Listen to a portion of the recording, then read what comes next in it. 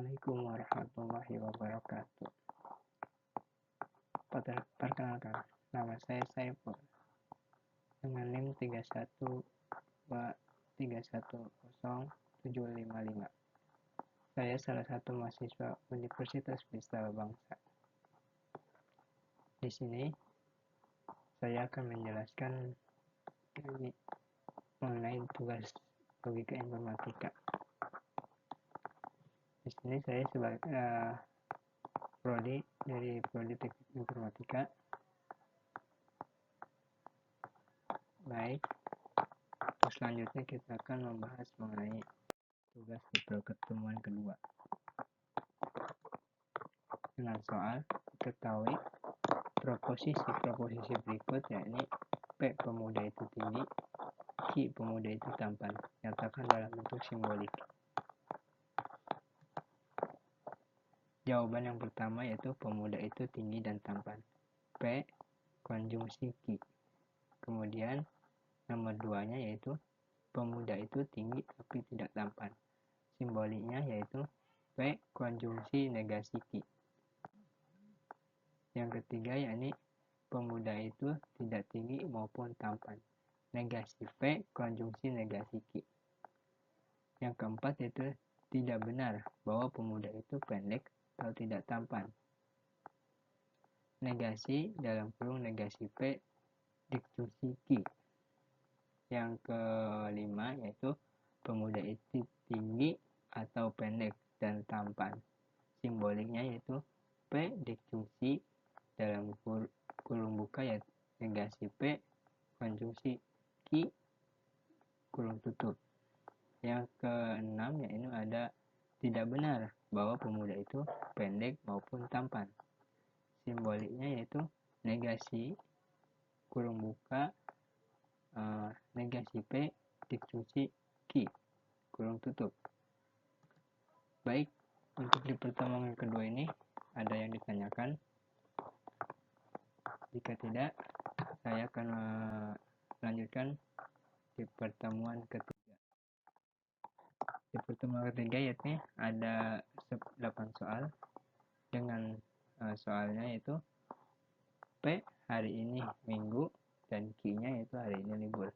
Tentukan negasi P, tentukan negasi Q, tentukan P konjungsi Q, tentukan negasi P konjungsi Q, kemudian ada P konjungsi negasi Q.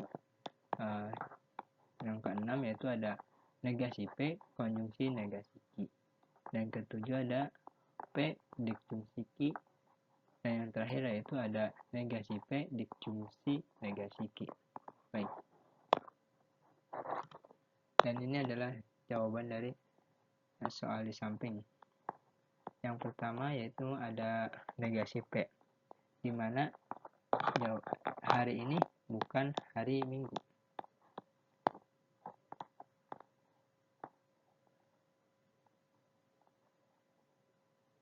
Yang kedua ada negasi Q, hari ini bukan libur. Yang ketiga simboliknya yaitu P konjungsi Q, yang mana hari ini hari Minggu dan hari ini libur. Nomor 4-nya yakni negasi P konjungsi Q,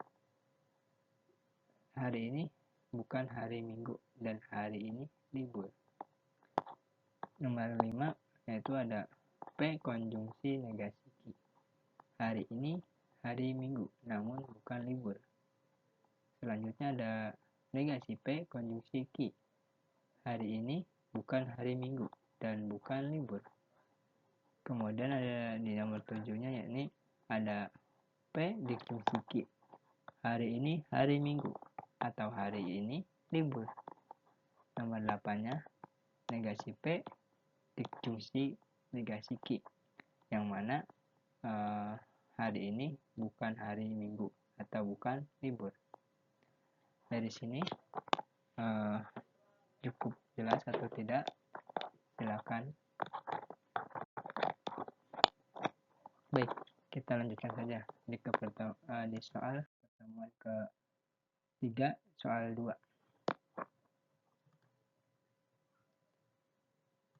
Di sini kita akan menentukan membuat tabel kebenaran dari simbolik negasi P, konjungsi Q, kemudian ada P konjungsi negasi Q, nomor 3-nya ada negasi P konjungsi negasi Q, yang keempatnya ada negasi P disjungsi Q, kemudian ada P disjungsi negasi Q, dan negasi P disjungsi negasi Q. Dan ini adalah tabel kebenaran dari soal di samping. Yang kita kolom pertama, baris pertama, yaitu ada di baris pertama ada P Q negasi P negasi Q, negasi P konjungsi Q, P konjungsi negasi Q, dan P negasi P konjungsi negasi Q, negasi P disjungsi Q, dan P disjungsi negasi Q, dan negasi P disjungsi negasi Q. Yang mana di sini saya mengambil simbolik yaitu T sebagai P dan F. P di sini yaitu true dan F di sini yaitu false. Di simbol V ini adalah ada T, T, F, F. Kemudian di kolom keduanya ada Q, yang mana T di sini T, kemudian ada F, T, F. Di negasi V-nya ada ada false, kemudian di kolom keduanya ada false juga, kolom ketiganya baris ketiga adanya true, kemudian baris keempatnya ada true juga. Kemudian ada di negasi Q-nya yaitu yang mana baris pertama ada V, baris pertama ada F, baris keduanya ada true, baris ketiganya ada F, ini false, dan yang baris keempatnya ada true juga. Di sini kemudian ada negasi P konjungsi Q, yang mana di baris pertamanya ini ada false atau F, kemudian baris keduanya juga ada false atau F, baris ketiganya ada T, baris keempatnya juga ada false atau F.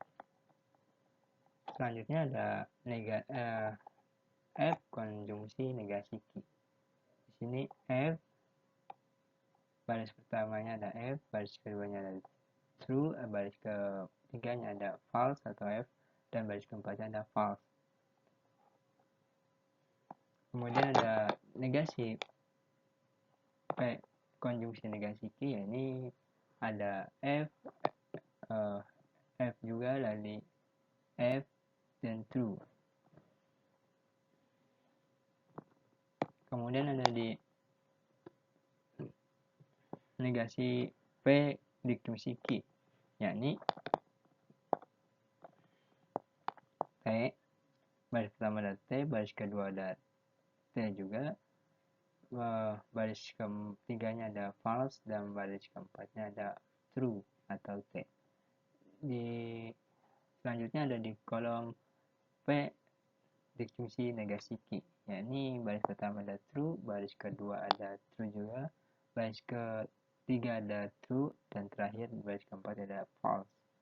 Dan yang terakhir ini negasi P disjungsi negasi Q, yang mana baris pertamanya yaitu ada false, baris keduanya ada true, baris ketiganya ada true, dan terakhir juga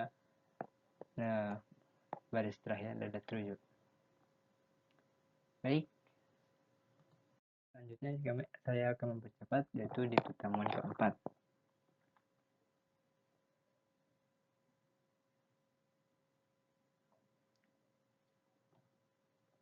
Di pertemuan keempat ini ada dua soal, yakni menentukan pernyataan di atas merupakan tautologi atau kontradiksi. Yang mana soal pertama yakni ada kurung buka P dikjungsi Q kurung tutup dikjungsi kurung siku kurung buka negasi P kurung tutup konjungsi kurung buka negasi Q kurung tutup dan kurung siku tutup. Yang nomor 2-nya ada P kurung buka P dikjungsi Q kurung tutup konjungsi kurung siku buka, kemudian ada kurung buka negasi P kurung tutup konjungsi negasi kurung buka negasi Q kurung tutup dan kurung tutup siku. Baik, kita jawab dari soal pertama terlebih dahulu. Ini ada P kurung buka P dikjungsi Q, kemudian konjungsi kurung siku buka kurung buka negasi P kurung tutup konjungsi kurung buka Q negasi Q. Baik, ini adalah tabel kebenarannya. P Q negasi Q negasi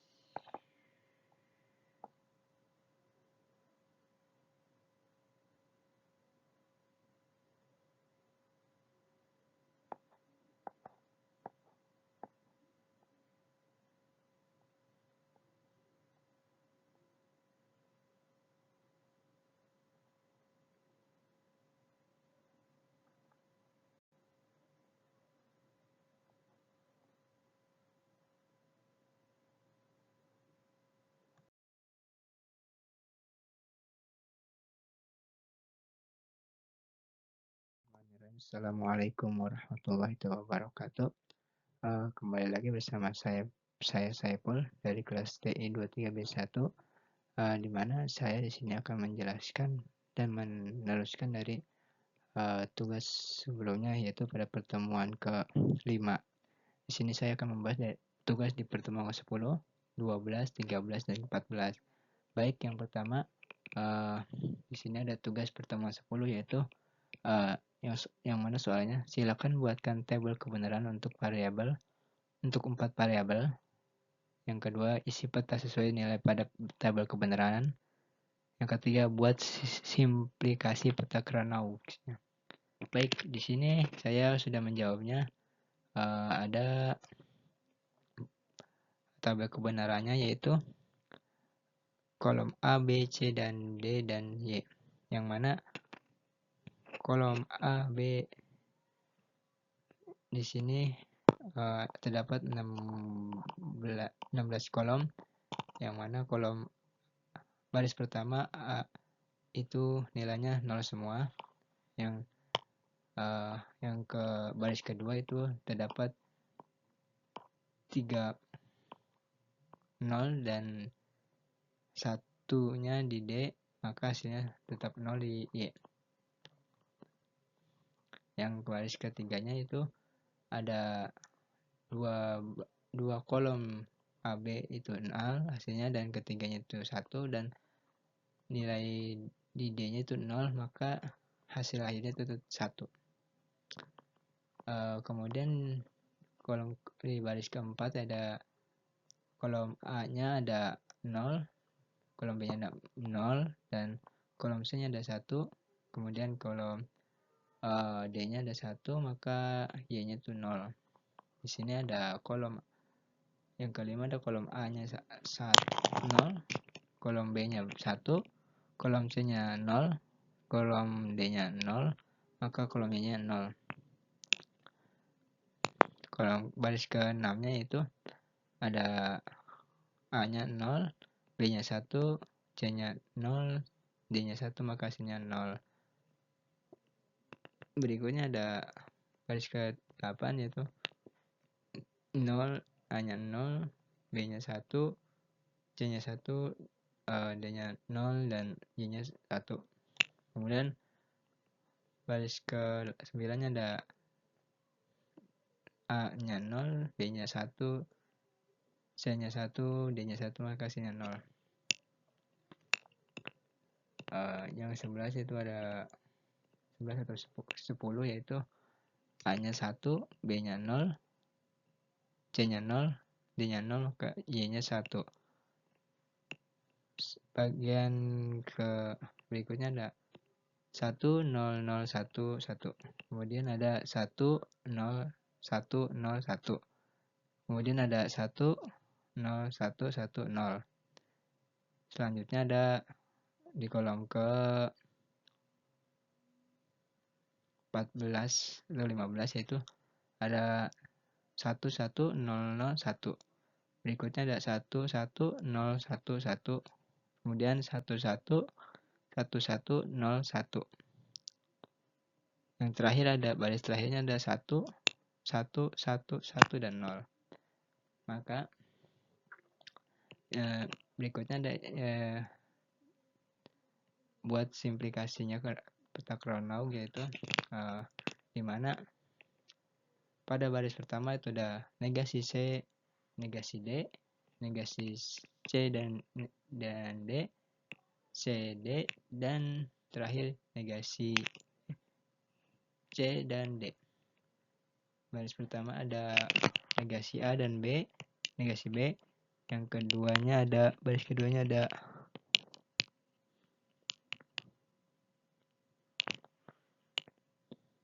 negasi A. Kemudian ada D, negasi A dan B. Kemudian ada AB. Yang terakhir ada A dan negasi B. Yang mana hasilnya 0, 0, 0, dan ini di 1. Kemudian berikutnya ada baris berikutnya ada 0, 0, 0, 1. 0, kemudian ada 1, 1, 0, 1, dan 1, 1, 0, 1. Yang mana di kolom C negasi D yaitu ada var yang mana terdapat satu kolom berisikan satu angka yang sama. Kemudian yang di dua baris terakhir yaitu ada dua baris terakhir dan kolom ke-1 dan kolom kedua dan kolom ketiga itu disebut quart, yaitu hasilnya terdapat ya angka yang sama dalam kolom atau baris berdekatan. Notnya yaitu 2 kuadrat n sama dengan 2 pangkat 4 sama dengan 16. N di sini itu jumlah variabel, di sini yang negasinya bar. Negasi itu bar. Dan simplikasinya itu Y sama dengan A negasi C plus C negasi D. Baik. Kita masuk ke pertemuan 12. Soalnya itu andaikan N adalah bilangan bulat, jika N kuadrat adalah kelipatan 4, maka N adalah genap. Yang keduanya adalah buktikan pernyataan di atas dengan cara kontradiksi dan kontraposisi. Yang pertama kita masuk dulu ke soal pertama itu diketahui N kuadrat kelipatan 4 dan N adalah bilangan genap. Dinegasikan adalah bilangan ganjil N ganjil. Diketahui N kuadrat adalah kelipatan 4 dan N adalah ganjil, yang mana sudah dinegasikan sebelumnya. Karena N adalah ganjil, maka ada bilangan bulat K, sehingga N sama dengan 2K plus 1. Maka masuk ke perhitungannya, yaitu N kuadrat sama dengan 2K plus 1 kuadrat sama dengan 4K kuadrat plus 4K plus 1. N kuadrat adalah ganjil karena disebut kontradiksi karena nilai n-nya itu akan tetap ganjil walaupun setelah dijumlahkan, karena di belakangnya ada dijumlahkan ada angka 1. Di sini ada pernyataan kontradiksi dan kontraposisi. Pertama dulu, pembuktian secara kontradiksinya itu sama dengan jawaban yang di atas, yaitu di sini hasilnya itu 2n kuadrat sama dengan 2k plus 1 kuadrat sama dengan 4k kuadrat plus 4k plus 1. Nilai di sini kontradiksi karena n-nya harus genap. Tapi sedangkan di sini n-nya itu ganjil. Kemudian bentuk kontraposisi. Ya, ini jika n ganjil maka n kuadrat bukan kelipatan 4. Maka dapatlah n kuadrat sama dengan 2k plus 1 kuadrat sama dengan 4k kuadrat plus 4k plus 1. Nilai n itu ganjil memastikan n kuadrat bukan kelipatan 4. Disebut kontraposisi.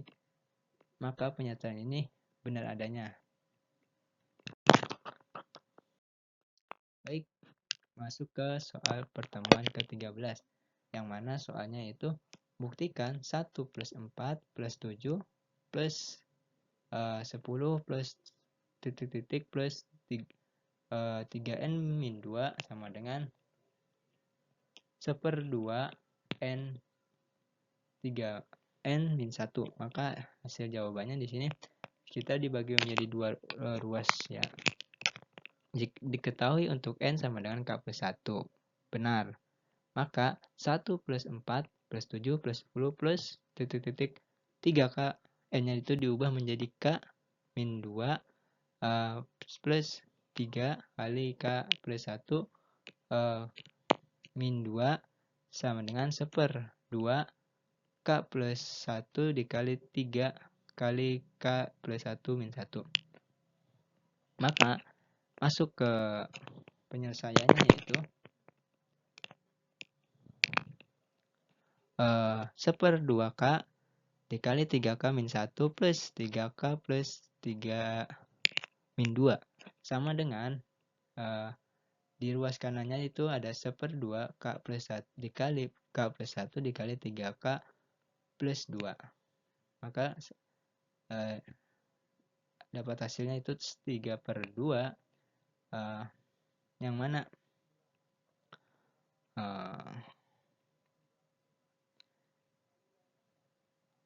yang mana 3/2, maka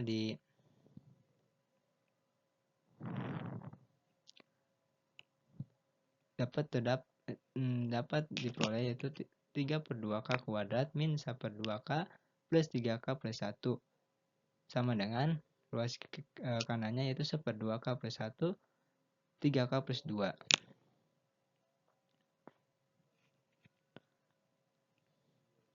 Maka kita faktorkan dari ruas kanan ruas kiri yang atasnya itu dapatkan hasil yaitu 3/2k kuadrat plus min plus 5/2 plus 5/2 kali k plus 3/2. Maka yang hasil dari ruas kanannya itu 1/2 k plus 1 3k plus 2. Maka hasil akhirnya itu 1/2, kita sederhanakan itu 1/2 k plus dikali k plus 1 dikali 3k plus 2 sama dengan ruas kanannya yaitu 1/2 k plus 1 3k plus 2. Maka hasil akhirnya itu valid karena dari ruas kedua ruas tersebut memiliki hasil yang sama. Ya. Dari sini ada yang cukup ditanyakan atau kurang jelas? Selanjutnya kita masuk ke pertemuan 14. Di mana soal dari pertemuan 14 ini diberikan himpunan E sama dengan ada himpunan A, B, C, D, E, F, dan himpunan F ada A, B, C, D, E, F, G, H. Tentukan himpunan dari operasi komplement himpunan E terhadap himpunan F. Yang keduanya yaitu diberikan himpunan G sama yaitu 1, 2, 3, 4, 5 dan himpunan H-nya itu 3, 4, 5, 6, 7. Maka tentukanlah himpunan operasi selisih simetris antara G dan H. Kemudian yang ketiga yaitu himpunan 1 yaitu adalah bilangan bulat positif yang merupakan faktor dari 24. Sedangkan dari himpunan J yaitu adalah bilangan bulat prima atau antara 1 dan 10. Maka tentukan apakah himpunan I merupakan bagian subset dari himpunan J. Maka baik, kita jawab dari pertemuan dari nomor 1 terlebih dahulu, yaitu diketahui himpunan E, A, B, C, D, E, F dan himpunan F, A, B, C, D, E, F, G, H. Ditanyakannya itu komplement himpunan terhadap E dan F. Maka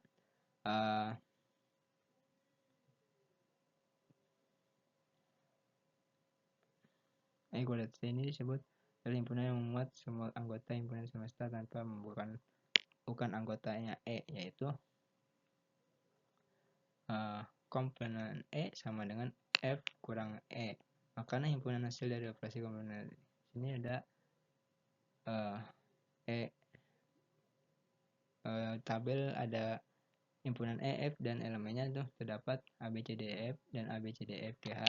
Maka komplement E-nya yaitu F kurang E maka sama dengan hasilnya G, yang mana GH itu tidak terdapat di himpunan F. Maka hasilnya adalah G dan H.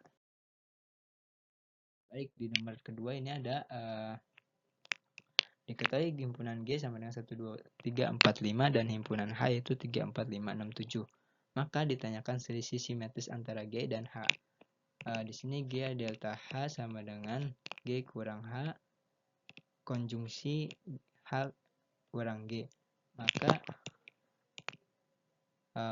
masuk ke tabel yaitu gambar sini, samping sini adalah himpunan G, H dan elemennya adalah elemen G itu ada 1, 2, 3, 4, 5 dan elemen H itu ada 3, 4, 5, 6, 7. Maka selisih simetrinya itu 1, 2, 6, 7, yang mana angka 1 dan 2 ini elemennya di G tidak tetap ada di G tetapi tidak di H. Sedangkan yang dan 6, 7 merupakan elemen di H tetapi tidak di G. Maka hasilnya dari selisih simetris antara G dan H yaitu 1, 2, 6, dan 7. Kemudian nomor 3-nya itu diketahui himpunan I adalah bilangan bulat positif yang merupakan faktor dari 24. I sama dengan 1, 2, 3, 4, 6, 8, 12, dan 24. Kemudian dari J-nya adalah bilangan prima antara 1 dan 10, yang mana 2, 3, 5, dan 7. Bandingan himpunan I dan J, maka himpunan I yaitu 1, 2, 3, 4, 6, 8, 12, dan 24. Sedangkan yang J-nya ada 2, 3, 5, dan 7. Maka dari perbandingan di atas kita bisa melihat bahwa tidak semua elemen dari himpunan I ada di himpunan J. Misalkan 1, 4, 6, 8, 12, dan 4 tidak ada di himpunan J. Maka jadi himpunan I bukan himpunan bagian dari himpunan J karena ada elemen di I yang tidak ada di elemen J.